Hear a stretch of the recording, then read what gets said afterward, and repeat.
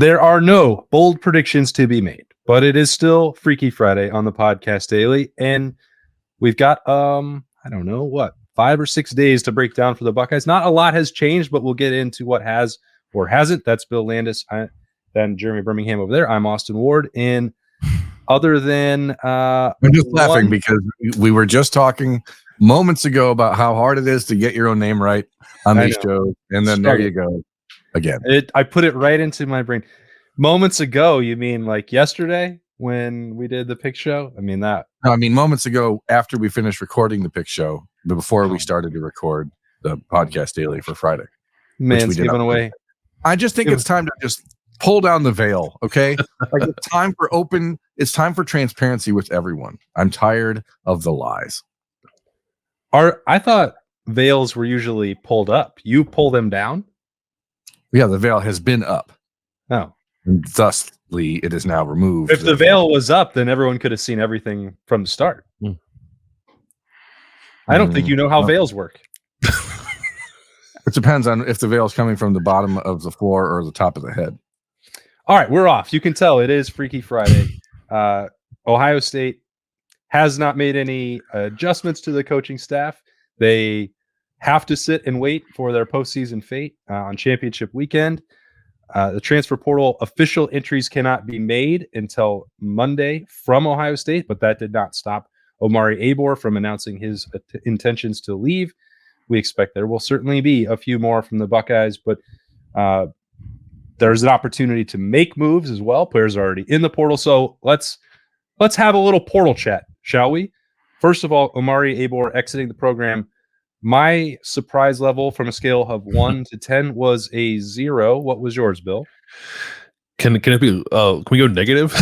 Yeah, go for it. Can it be less than 0? I think. Amari Abor has been on social media in the past. I think making it well known that he was perhaps not the happiest being here at Ohio State makes me wonder why he came here in the first place. But every kid is entitled to make that decision and then reassess it somewhere down the road. So that's what he's doing. Not surprised like you. I think we all thought this would eventually happen. I thought it would have happened last year and it didn't, but it's happening now, and I'm sure did not catch Ohio State by surprise. No, it seemed like Larry Johnson, Ohio State were sort of the safety option for Amari Abor. It's what, and I don't even know if that's the right term. He was sort of forced to pick Ohio State because the schools that he was most interested in at that time, Texas A&M, LSU, a few others, didn't have room for him. And then you compound that lack of interest and lack of buy-in with injuries that he suffered in the last couple of years, and this was one that seemed pretty cut and dried.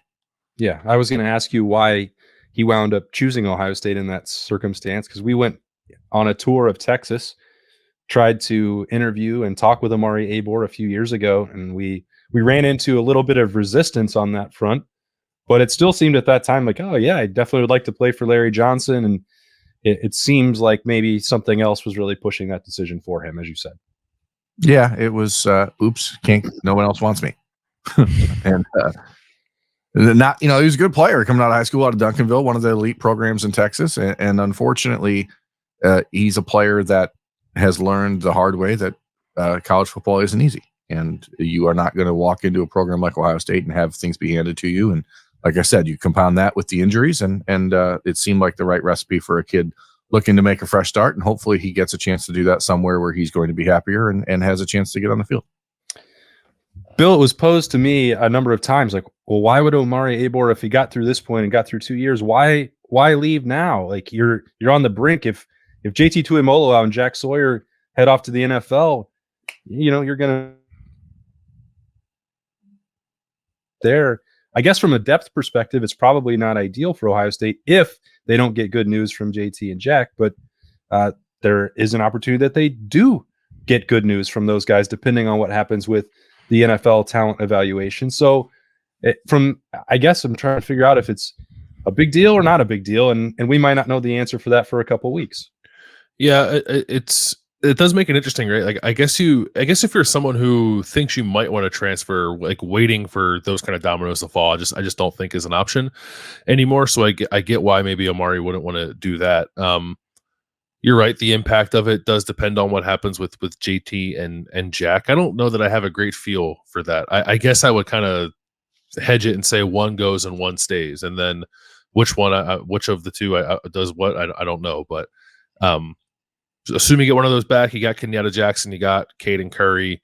Is there another guy who emerges there that makes Amari Abor feel like maybe he would have been at best the fourth option at the defensive end, maybe the fifth? I don't know. I don't think at any point as I kind of projected out the defensive line that I expected Amari Abor to be a part of the future here. So I guess he felt the same way.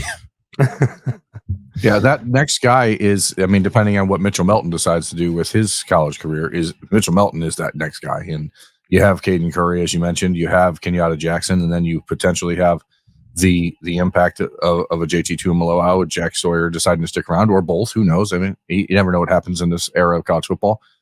They could both go transfer somewhere else. Who the hell knows? It doesn't matter if they're going to the NFL or maybe they want to go play at Texas. Who knows anymore? But what we do know is that you have guys like Mitchell Melton in the wings. You have young players that have been waiting to play, like Kenyatta Jackson, and get more reps. And Amari Abor's health and just didn't really put him in a position to be that guy to make an impact. So there will be more. You cannot add through the portal without losses in it. That's the way that the game works. It's a two-way street. We'll see how many more guys elect to follow suit like Amari Abor did and go in when that portal opens for officially for Ohio State players on Monday, although they can say they're going to do that whenever they want. There are players available for Ohio State right now. Bill, if you're looking big picture, I think Berm's working on if there are offers out and what's going on right now. He can get to that in a second. But if you're looking at this and you're roster managing as Ryan Day and Mark Pantoni, what do you think is the most pressing position or two or three that this team may need to look at? I would probably put defensive line at the top, right? Because the scenario exists where they lose both JT and Jack and lose their top three defensive tackles, right? If Tyleik Williams and Mike Hall want to cash in on some draft stock, and Ty Hamilton, who I believe still has eligibility left, could just decide he wants to stop playing college football and move on as well. So that is a doomsday scenario. And even if you don't quite suffer it that way, if it's just half those guys leave or a couple of them, I still think you need to replenish there. And I know they did that with getting like Tywone Malone last year. I think maybe you still look at a pass rusher either way. If you're Ohio State, certainly a tackle, maybe a bigger body tackle. I like Caden McDonald as much as the next person. Hero Kanu is certainly a guy who I think has a bright future here. You're just talking about a lot of inexperience on that defensive line, and maybe you want to find somebody else who can help bolster that a little bit if that player is available. I think I might say the same thing about linebacker if it ends up that Tommy Eichenberg, Seal Chambers, and Cody Simon all end up moving on from the program, which I think could happen. Maybe Cody Simon decides he wants to come back, but even then, how good do you feel about it? And I know they got the Northwestern kid, Nigel Glover, right? Nigel Glover. It's kind of weird we didn't talk about him at all this year.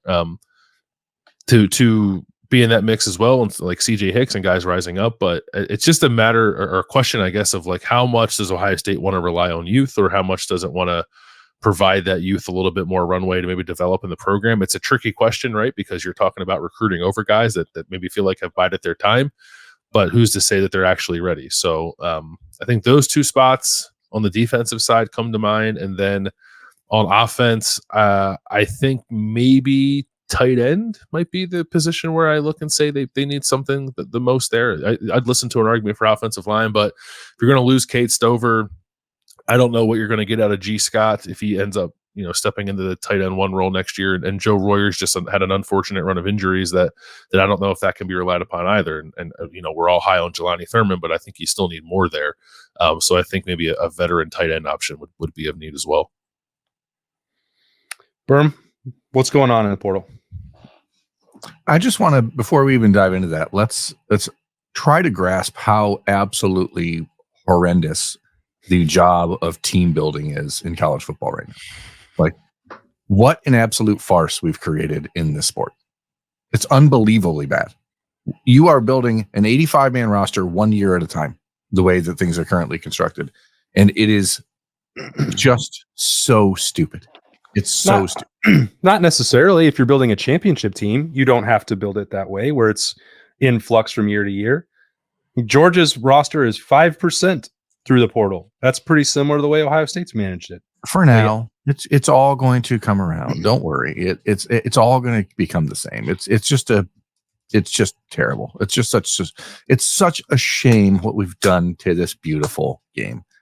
But anyway, the Ohio State did offer a defensive tackle from the transfer portal on Thursday. His name is Marley Cook from Middle Tennessee State, 6'2", 300-pound kid, productive player at Middle Tennessee State. Played pretty well against Alabama earlier this year. Had 13 and a half sacks, I think, in the last 2 years. So good player there. Thor Griffith, who's one of on the freaks list from the Athletic that goes out before the season started. Thor Griffith was high on that list. He's another defensive tackle.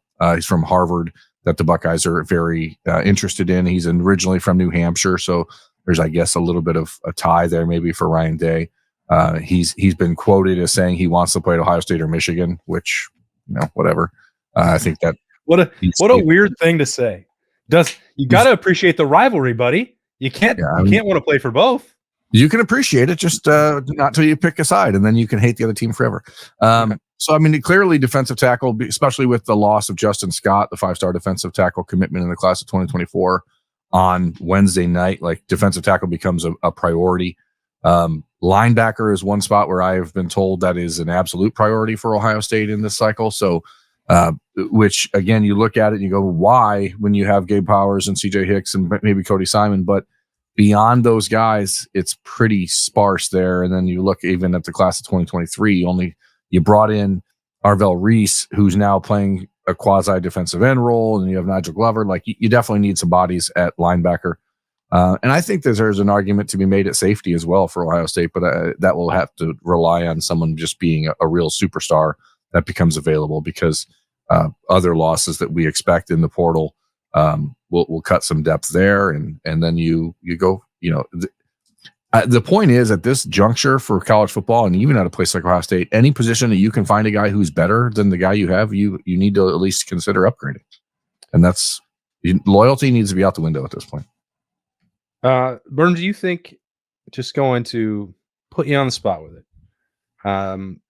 do you think it's a coincidence that it's two defensive tackles really at the front of the list, just that they have the opportunity to already be in there and Ohio State wants to be involved as, I don't know, just in case, or actual concern that maybe they lose both Tyleek and Mike Hall right now? Probably more of a real concern that they're going to lose Tyleek and Mike Hall. I think the Mike Hall thing, I mean, we don't ever like to conjecture on players and their decisions. And I think he to me, Mike Hall is like Jerome Baker in 2016. He's a kid that you look at in the way that he was used in the defense and you wonder, did the Buckeyes get enough out of him? And the answer will be no. But then you look at his skill set and his ability to make plays, and I think he's going to have a really good NFL career, and he's probably going to be a kid that surprises people when he decides to move on, if that's what he opts for this season, which is what I expect, because he's going to have a better opportunity to get on the field in the NFL than he does at Ohio State for some reason. Last Saturday was, I think, kind of the first time all year, I don't know if you agree with this or not, Bill, where we talked about Tyleek. Ty Hamilton had been really steady, and then ups and downs for Mike Hall throughout the year. Saturday was the first time where it felt like every time Mike Hall was on the field, he was making something happen. And it was the first and only time maybe I felt all year. I was like, well, I'm kind of wondering where Mike Hall is right now and why he's not getting a heavier workload in this game. Yeah, I agree with you. I think, I know the Michigan State game last year was kind of wild, but I actually think this Michigan game might have been the best game of Mike's career. And it ended up where, kind of similar to, I guess, every game this season, was like Tyleek Williams kind of played one spot, and then Mike Hall and Ty Hamilton rotated through the other. And I not that I thought any of the three played terribly, but I didn't think Tyleek had his best game. I didn't think Ty had his best game, and I think Mike did have his best game. So I was like kind of waiting for them to just settle on the idea that Mike had to be out there on every play, and I guess they never came around to it. But it was also the kind of game where maybe Mike Hall feels like he should go out on a performance like that, right? They were playing up against a good offensive line that had some good interior players, and there were a few times where I thought he made Drake Nugent, the Michigan center especially, look a little silly out there. And then I think kind of handled his own against Zach Zinter before Zinter got hurt as well. So it was for me the type of game that I kind of always envisioned Mike Hall playing in terms of impacting run and pass. It'll just be a shame if like that finally happened and it was his last game for the Buckeyes. But I wouldn't surprise me if either if both those guys, Tyreek and Mike, decide they want to go. I wouldn't be shocked by that. Berm, you mentioned that in this era of the portal, if there's an opportunity to improve at every position, you have to consider it. That sounds like what we hear a lot on the message board at ohiostate.rivals.com about the quarterback spot. We, I think all three of us have been informed that Ohio State is not likely to pursue anybody at quarterback. Why is that the case, and do you agree with it? I think it's the case because you have to find someone that is demonstrably and objectively better than what you have. And that is a challenge because there are not a lot of, despite the hand wringing over Kyle McCord from the Ohio State fan base all year and the step back in quality at quarterback from CJ Stroud and Justin Fields and Dwayne Haskins to Kyle McCord, which is not an indictment on Kyle McCord, which I think needs to be made clear that those are three of the best quarterbacks in Ohio State history that he was, preceded by. I don't know that there are guys out there. You can make a case, I guess, for Riley Leonard or someone like that's in the portal, but who is guaranteed to run this offense better than Kyle McCord did? And I think that's the question you have to ask, because if you bring in a guy to compete to win the starting quarterback job, you go from a quarterback room of Kyle McCord and Devin Brown and Lincoln Kienholz and Aaron Nolan to that guy you bring in, Lincoln Kienholz and Aaron Nolan, and you are going to push out 2 5-star quarterbacks in Kyle McCord and Devin Brown. Now, again, if you have someone that is, for sure, if there's a Justin Fields out there, go ahead and do that. But there's not a Justin Fields out there. There's not a Trevor Lawrence out there. There's not that dude in the transfer portal that you are just going to go take from someone else. So that's why, like we say, it's not likely to happen. We've all been informed it's not the likely path, but you don't know. Maybe something does come up in the next month that all of a sudden changes the calculus. But until then, Ohio State believes in its ability to develop quarterbacks, and you are not likely to get a better outcome from someone coming in as a rental over a quarterback who's been in your system for 4 years. Yeah, I think that's kind of how I view it. Like Kyle McCord is still top 20 quarterback in college football, I think. Now Ohio State wants to have a top 5 quarterback, right? Or the number 1 quarterback. That's what Ohio State is used to having. So I'm not saying that like he's top 20, deal with it. That's good enough. But unless you're telling me one of those guys ahead of him and one of those guys in the top 5 to 10 is suddenly going to decide he wants a change of scenery, or the Justin Fields example is an interesting one, right? Like, is there a really young, highly touted prospect that just decides after 1 year he wants to go somewhere else, like a Dante Moore? Like, I don't know if that's going to happen, but like that's the profile of player I'm talking about. Not that I think if you're talking Jackson Arnold, Jackson Arnold's a good one too. If you're talking someone like that enters the transfer portal, this conversation changes, I think. But until then, it's moot. And so, I don't know how you can look around the country and say, well, we have to go get a quarterback when there's just not one to get. Yeah. I mean, I think there's certainly teams have conversations with players before they get into the portal, right? Like Riley Leonard hops into the portal with a do not contact tag and everyone's like, he's going to Notre Dame. It's like, how did that happen? So like, it's possible to foster those conversations, I suppose. But if we're to assess what the landscape looks like right now, there's not an upgrade. Like it has to be a slam dunk because you're, like Berm said, you're blowing up your quarterback room if you do it. So there has to be an absolute no-brainer out there. At the moment, there's not. I think if like Michael Pratt from Tulane were to decide he wants to enter the portal and not go to the NFL, that is a guy that I think is worth looking at. I think the list of guys who could potentially be worth looking at is very short for Ohio State. And at the moment, there's nobody out there that I would put on that list. Why do you say that about Pratt? Good player, like accurate passer, athletic, just like he's an NFL quarterback. I don't know that Kyle McCord is, but Michael Pratt is. Quick reader of the field. Guy does a really nice job, like seeing the field. Very, very high football IQ. Okay. I don't have any opinion on him one way or the other. I'm just wondering because you've mentioned him previously, like, and you've also been pretty clear, Bill, that like Cam Ward would not be that guy. So I think you've seen more of both of those guys than I've seen more of Cam Ward. And I don't really like what I see there. I don't think that that's worth blowing up your quarterback room for. No, I agree. If you're like, you can watch Cam Ward highlights and get very excited. I would implore you to watch a full Cam Ward game. And then if you're someone who is, not impressed with some of the quarterback decision making you've seen from Ohio State this year, watch my man at Washington State and then tell me how you feel. Hey, who was the second team All Big Ten quarterback? I didn't see the full list. I know JJ McCarthy was first team and Kyle McCord was third. Who was second team? Does it tell you? Yeah. Is that who it was? Really? Mm-hmm. I don't want to talk about it. Speaking of watching games, yeah, the last half of the season, my goodness. Let's not talk about it. So there's also coaching management. It's that season as well. Jim Knowles has frequently come up throughout the week as a candidate at Duke and potential interviewing with Duke.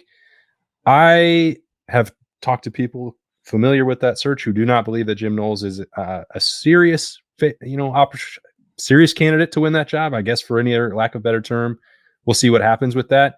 He's going to be in demand.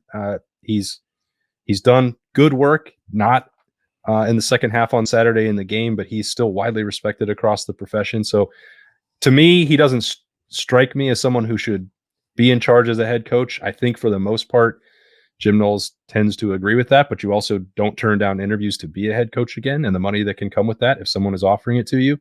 But that's really the only thing that's been going on for Ohio State coaches in this offseason.